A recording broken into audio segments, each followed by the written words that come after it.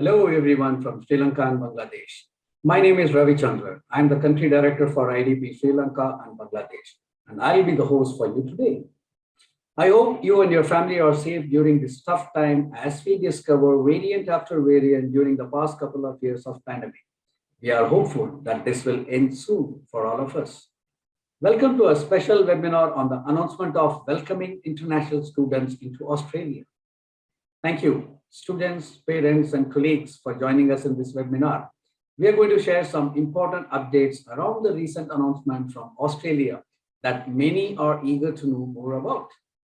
It gives me pleasure to introduce our special speaker today, Dr. Monica Kennedy, the Senior Trade Commissioner, Trade and Investment from the Austrade, Australian government. Monica joined Austrade in early 2021. Prior to her role with the Australian government, she led partnership development and growth in both private and public sector, working across various education sectors, levels, and countries. Most recently, Monica held the position of Pro Vice Chancellor International at Swinburne University of Technology, where she was responsible for the university's expanding global capability study. Monica's expertise has been published in international journals and books on international education and practice-based learning in higher education. With vast experience in the education sector, academic background, and in her current role as the Senior Trade Commissioner based in India, it's our honor to have an opportunity to hear from her today. Before welcoming Monica, I would request please use the Q&A section to drop in your queries as our teams of experts are waiting to give answers. Welcome, Monica. Thank you, Ravi, and it's always a great pleasure to meet with you and to present on behalf of the Australian government and with IDP. We're always so thrilled to have an invitation to speak, and I'm always personally so thrilled to have an opportunity to speak with students and their families, as well as our education partners, about the fabulous opportunity that is studying in Australia. So, as you mentioned, today I'm going to talk about at the moment, the great opportunities for travelling to Australia now that our borders are open. And I'll talk about some of the detail about that. And will be available for questions at the end if any students or potential students and their families have questions. As you mentioned, I'm the new Senior Trade and Investment Commissioner at Austrade, and I have the great pleasure of looking after international education for Austrade for all of South Asia. And of course, Sri Lanka and Bangladesh, two very, very important source countries for Australian education. We delight in receiving students to our shores in Australia from both Sri Lanka and Bangladesh. And I went home for Christmas, actually. I arrived back in Sydney on the 24th of December with a fabulous group of students who'd finally come back to Australia after 2 years of being away from our shores. There were 243 students who arrived from South Asia on that day. And those from Sri Lanka and Bangladesh amongst the most busy and noisy, but there was also students from India, Nepal and Pakistan, and they all arrived safely, landed, and we were all waiting together to receive our bags. And I had some fabulous conversations with students who told me that they'd been to Australia many times in their dreams, and they were finally having the opportunity to land and set their feet in the country just on the day before Christmas. So it was a great time for me, and it reminded me of how patient so many of our students have had to be while Australia's borders have been closed, and how excited that Australia is to be welcoming people back again. So Australia certainly has suffered from the absence of our international students. We are a very warm, diverse and welcoming country. And over the last 2 years, while we've been grappling with COVID, international students have been sorely missed. The feeling in Australia is one of real keenness to have our students back, to have our international students back in our communities, in our workplaces, and in our universities and other places of study. So we really are very, very keen to have you back in Australia, because although we've been closed for a little while, what Australia has to offer is still very much on offer. Australia is a leader in international education. Our education systems in Australia are absolutely top quality. It's the education system, the quality assurance, the regulations and processes that we put around the quality of our education that sets us apart in Australia and makes us such an attractive destination for study. It also means that we then house some of the world's leading education institutions, and we really do score very well in the rankings of our institutions. We only have 41 universities in Australia, for example, and 7 of those are in the top 100. And this is for a nation that's very small. We only have around 25,000 people, and so you can see the quality of our institutions really is outstanding.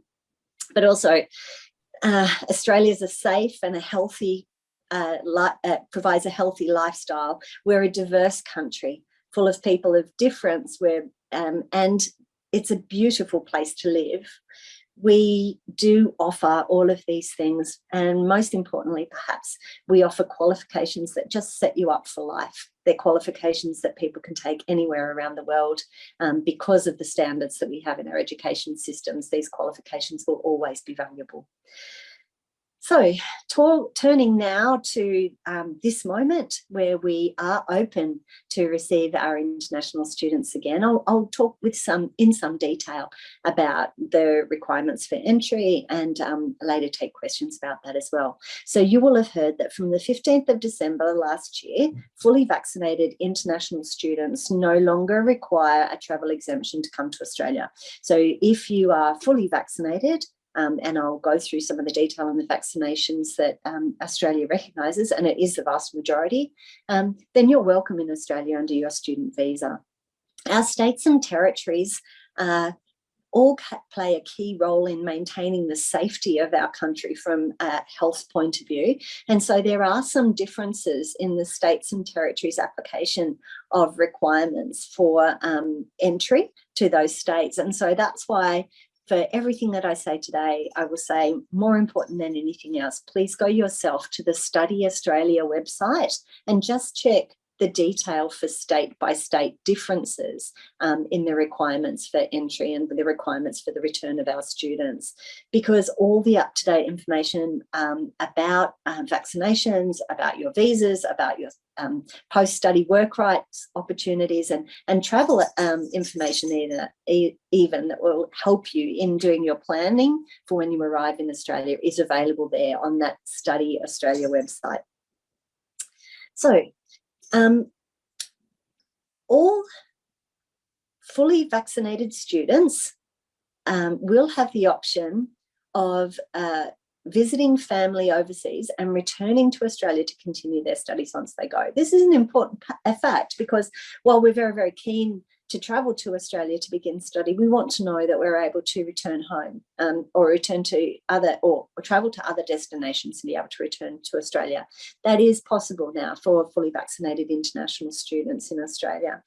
But when you are traveling, you must travel no earlier than 7 days after receiving your completed dose of a vaccine. So if you're taking a 2-part vaccine, you must have had your second dose before you travel to Australia, and you must do that 2 days. 7 days before you travel. And if you're traveling to Australia, you will need to comply with any quarantine requirements that a state or territory government puts in place. And again, this is in the Study Australia website. You'll be able to find all of this information provided to you. If you are unvaccinated, then there are still restrictions to travel to Australia. As there are in most countries, Australia is protecting the health of its people and of its guests and other visa holders by placing restrictions on travel for people who are unvaccinated. So if you are an unvaccinated student, you can still enrol with an Australian institution, and I would encourage you to do that because you can begin your study from abroad. But to continue your study in Australia, you will need to meet the vaccination requirements. Quarantine and testing requirements, as I mentioned, are being applied state by state or territory by territory. And while they're mostly very free now, there are still some restrictions and they change sometimes. So please do keep your eye on the site. We have a new website section in the Study Australia homepage, which is called Visas, Travel and COVID-19. And in there, it features news and information about vaccines, access for students and proof of vaccination and what you'll be required to show. And currently, and it will summarise for you the information that I'm about to give you, but as of the 15th of December, the Therapeutic Goods Administration in Australia has recognised 8 COVID-19 vaccines for the purpose of inbound travel to Australia. And they are listed there. It's Conovac, it's also called Sinovac, Covishield or AstraZeneca or Serum Institute of India vaccine, Covaxin, also called Bharat Biotech, and BBIBP and CoreV, which is the Sinopharm vaccine. There's a number of others that are also recognised for entry. So please do go to that site and check it out and make sure that you have the appropriate vaccine before you travel. And those of you who are vaccinated with mixed doses will be considered fully vaccinated if the vaccines that you've taken are within that list.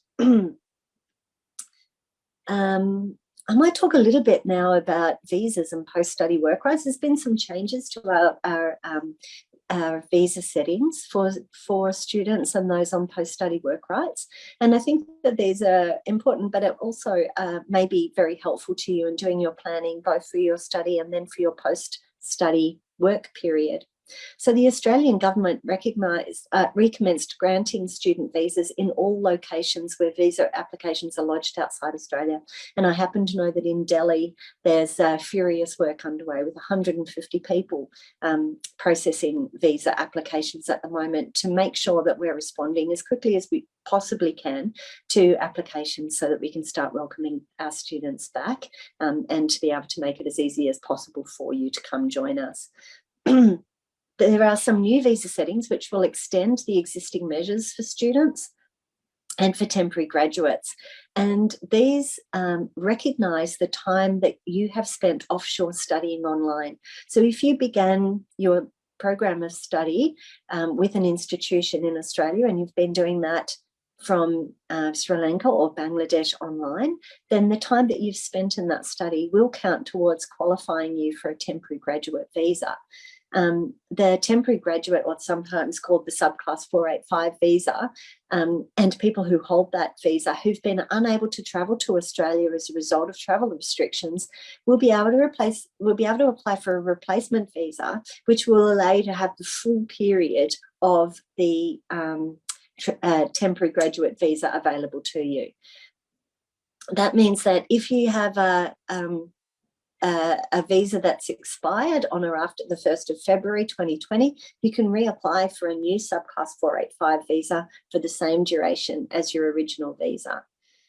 There's been a change too to the length of stay on temporary graduates visas, and this is a really important change. So students who are studying with an Australian institution for a master's by coursework now will have the same post-study work rights opportunities as those students who are studying in a research master's degree.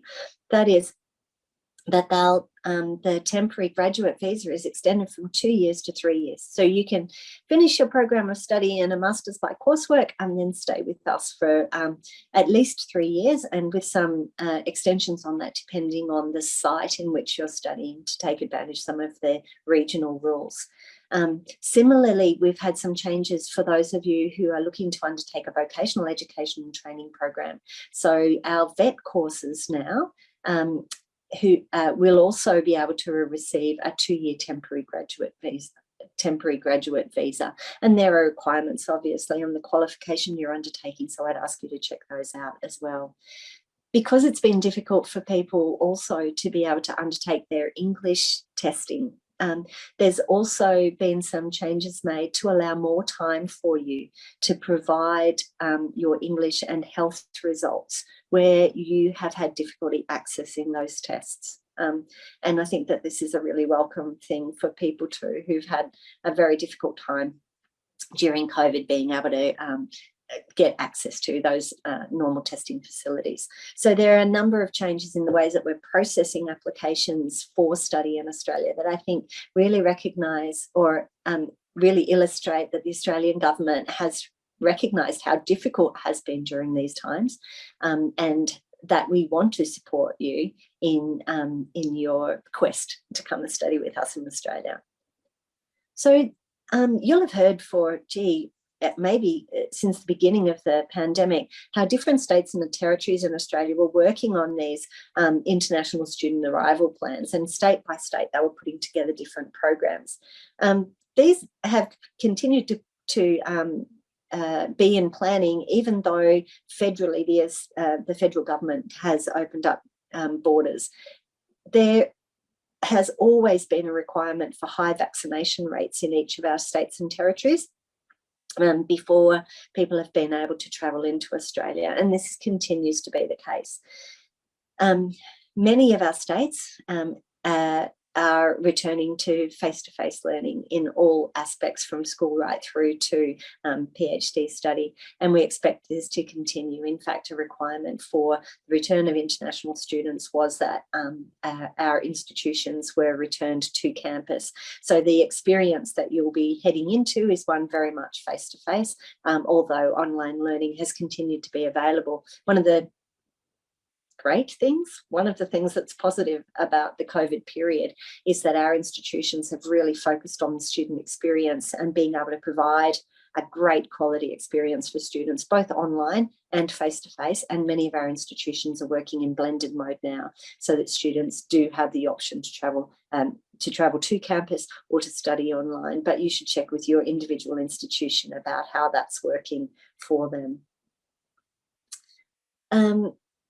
I wanted to mention some of the support that Australia has put in place for our students. I mentioned that the Australian government is keenly aware of the difficulties that international students have faced when they're studying with Australia, either in Australia or abroad. It really has been front of mind and very focal in the thinking of our governments and of our institutions. And so a number of institutions have put counselling and mental health support available into the institutions and made it and promoted it to students of all kinds, and with a focus on international students. These are all funded by the government, by community organisations, by the institutions, so free of charge for our international students. Of course, consistent with your visa conditions, all institutions, all international students and those returning to Australia must be able to support themselves financially for the first 12 months of their stay. You need to be able to demonstrate that you can do that. There may be some exceptions to this, for example, students on a scholarship program, but institutions must inform students about these responsibilities. But that's not to say that the Australian government won't support you if you are in a period of difficulty, and particularly as it relates to COVID-19. So international students who are living and working in Australia may be able to access financial assistance when they're required to self-isolate for COVID, or when they're caring for somebody for COVID-19. There's a couple of different payments that are available to international students and easily available to international students. So you can be sure that when you do arrive in Australia, if you are required to isolate for any period, the Australian government is there to support you both financially and physically. All of this information, again, is available through Australia's formal websites, our official websites, and particularly in this case, the Services Australia website is really handy to give you some information about how those payments and support happen. So during all of this time when we've been suffering in the throes of COVID-19, the Australian government has been working really hard to stay connected with our international students. We really do value what international students bring to Australia, and we take pride in the success of our students. So during this time when our students haven't been able to travel to engage with us on our shores, we've been working really hard on our digital offer.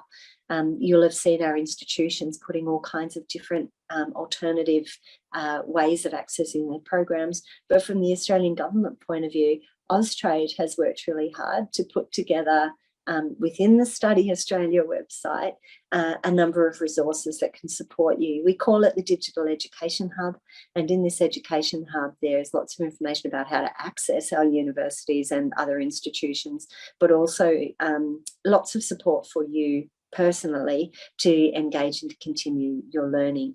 We've got a free work readiness micro-credential that's running out and is very, very popular in South Asia, actually.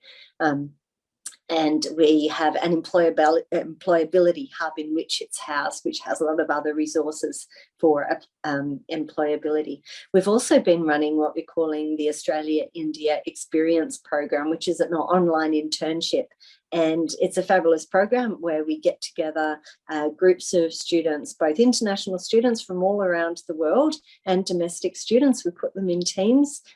We introduce them to a real world problem with a real organisation, and over a short period of time, these groups work on a real project, deliver an outcome for a business, and then get several benefits from that. One is they have a great introduction to a corporate provider, and they're able to demonstrate their ability to be able to work in that kind of environment. They meet people from around the world and people that they may meet when they come to Australia to study. And thirdly, it's something that looks absolutely fabulous on a CV, and we know that about 95% of the students who've been taking that course are making that prominent in their CVs. So these are the kinds of tools that we've put in place to support you in the period before you've been able to arrive. Now, though, that we're able to welcome you, we just can't wait to have you back. We just can't wait to welcome you to Australia. I'll say in closing here a couple of final things.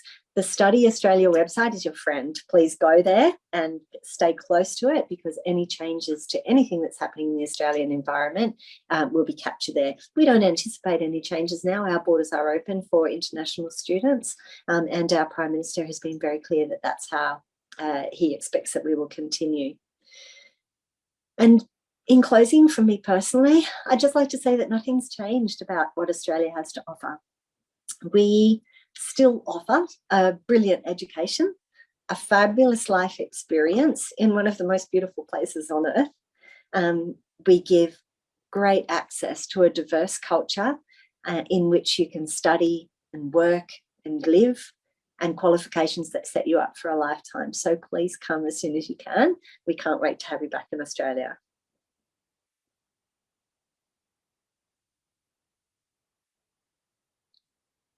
Ravi. Yes, thank you, Monica, for sharing such a wonderful insight and updates with our students here. It has given us a lot of clarity and confidence. We hope that things remains positive and students can travel or return to Australia to commence on-campus studies soon and experience the beautiful country, as you correctly mentioned. I had the opportunity to visit Australia multiple times. Believe me, such a wonderful place. And I'm sure once these students chooses the destination Australia and reaches Australia, they will not return. Thanks, Monica, once again. While you were giving us the information, there were a lot of people who have been asking questions through the question and answer session. Okay. Okay, and such a wonderful to know people how keen they are to know, their study progress or their dream, what they have dreamt to reach to Australia for further studies, how it's going to go. Couple of questions, it's very good question which they have asked. One is the question is, considering the current Omicron situation, is there any new quarantine measures likely to come for Australia? Thank you for that question. And it's always like looking into a crystal ball, isn't it? With COVID, it keeps on throwing at us things that we haven't anticipated. And I guess that I'd use that language in responding here. We aren't anticipating any changes to our federal borders So we are welcoming international students, and we are not hearing anything that would suggest that that will change. But I did mention a couple of times through the program and through my earlier discussion that Australia's states and territories are each managing their own state quarantine requirements, and sometimes those states will adjust in order to be able to manage the health crisis that's at hand. The people on the call may be familiar, for example, that Western Australia has different quarantine arrangements from many of the other states in Australia. So I would say that we aren't expecting that there will be a major change to our borders. Certainly our Prime Minister has been very clear to communicate that we are open. However, COVID was a black swan. We didn't even know what we didn't know about this disease. There are no guarantees in this time, but as much as I could give confidence, it is confidence that our Prime Minister is committed to keeping our borders open.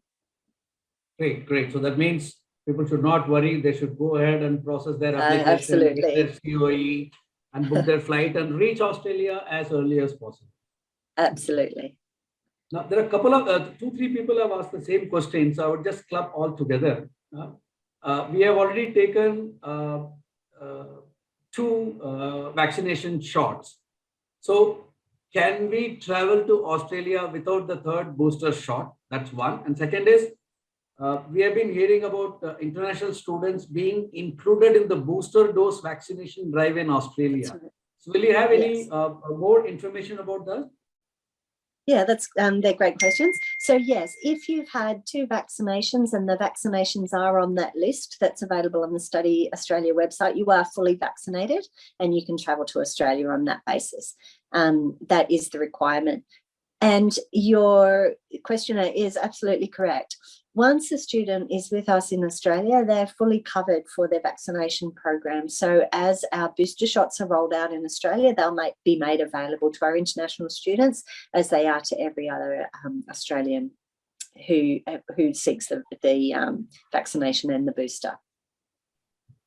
Great. I'll take one more, couple of more questions.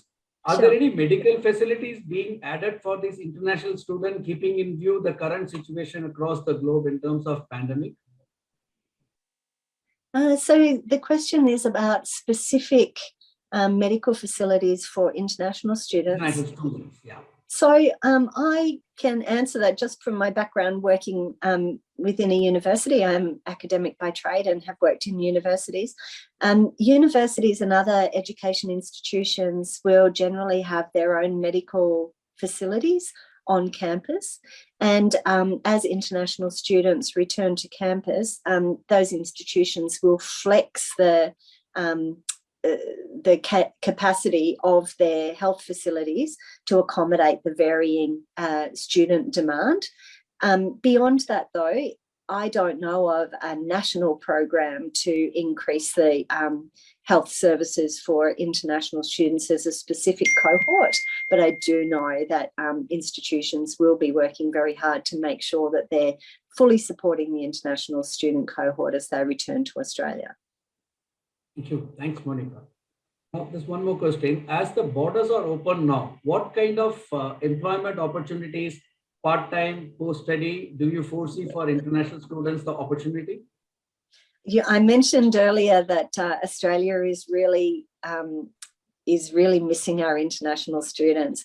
One of the things about Australia having so many international students from right around the world is that international students are a really important part of our lifestyle, and they're very visible because lots of young people are out in our businesses, in our cafes and restaurants, in our offices, and as well as on our campuses. During COVID, we've really noticed that that's been missing. And as Australia opened up coming out of COVID, many businesses had trouble opening because they couldn't staff their businesses because the international students had gone home. So we were hearing lots from business owners to say, we need to open the borders to international students because I want to open my business. And we rely on international students who are working part-time while they're studying and who are working during post-study. In their post-study period, we rely on them as part of the Australian economic fabric. So they have been sorely missed. There is huge demand for work in all kinds of industries in Australia. Employment is at an all-time low, like unemployment is at an all-time low. And in that flexible work that our students most often take advantage of, there is a real demand for workers. There's one more question connecting to this. Is Australia looking at increasing that 20 hours per week work hours to more, keeping in view the current pandemic situation? So this is a little bit outside of my area of expertise. I do know that during COVID, there were areas, because there was a employee shortage, there were areas where international students were able to extend the number of hours they worked. I know that that has continued. I'm not sure that when that will finish, but I'm sorry, I'm not qualified to answer that question. I do know that those accommodations have been made and are continuing at the moment, but I don't know how long they will last or whether they'll be extended. We appreciate that. I think there are a lot of questions coming in. I think it's going to be tough for us to keep on taking the questions. What we are going to do is our team is sitting behind on this panel. And so they're going to be answering majority of the questions to the students and parents who are asking questions. Oh, great. But I just wanted to ask one question. What would be your top advice to student as well as parent considering an international education in Australia now? Yeah. My advice would be book a ticket and come. Australia, there has never been a better time to be in Australia. There's never been a better time to be an international student in Australia. We've been missing our international students. The institutions have been using this time in COVID to really step up their attention to the student experience and the flexibility that they award students and the support that they're looking to give them. Australia has missed students terribly, and we are desperate to have you back. So book a ticket. There's never been a better time to be in Australia. Never been a better time to be an international student in Australia. I second that, Monica. I second that. This is the best time. Thank you once again, Monica, for the lovely word as well as the information what you have provided to our valued students and parents. Thank you. We appreciate you. Yeah, we appreciate you taking time out when you are not too well health here to address us today. Also, I would just like to take this opportunity to thank Australian High Commission, represented by Mustafizur Rahman and Kanishka Padalin in supporting IDP unconditionally, which contributed towards being the market leader. Along with, we have our Musharraf Khan and the entire team of IDP and IDP Sri Lanka. Dear students, please feel free to connect with your IDP counselors through visiting our 5 offices located in Bangladesh and 3 offices located in Sri Lanka, or virtually in both the countries to assist you with your queries and application / visa assistance. Please do start on time to avoid delays for the 2022 intakes. Also, we would like to update you that IDP's mega event supported by Australian High Commission in both countries for Australia is scheduled for 12th February in Bangladesh and 26th February in Sri Lanka. Do keep watching our page, Facebook page, as well as our web page, and please register for our event and please attend, where you will be able to 30+ university representative on virtually and get all your queries answered. I'm signing off here. Be safe, stay updated and informed. Be in touch with us. Thanks, Monica. Thank you, Ravi. Thank you, everyone. Bye-bye.